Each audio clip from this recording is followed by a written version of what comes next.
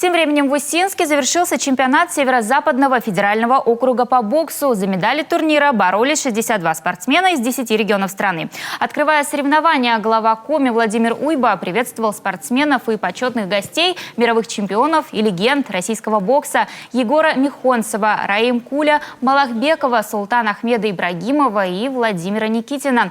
В рамках чемпионата они провели мастер-классы для юных боксеров. Такое престижное соревнование с участием именитых гостей, известнейших спортсменов, чемпионов мира, Европы, призеров Олимпийских игр Республики Коми и Усинске проходят впервые. Чемпионат является отличной возможностью проявить себя для молодых талантливых боксеров. А опытные спортсмены, уверен, докажут здесь свой высокий класс.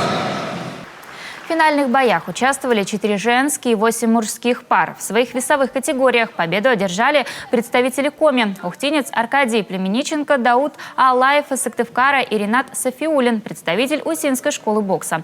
Вместе с другими победителями они примут участие в финале чемпионата России, который пройдет в Кемерово в августе этого года. Следующий крупный турнир республика может принять в 2022 году. Совместно с правительством Коми сейчас готовится заявка на проведение первенства Европы среди юниоров 17-18 лет. А в 2023 году у нас может пройти чемпионат России по боксу среди женщин.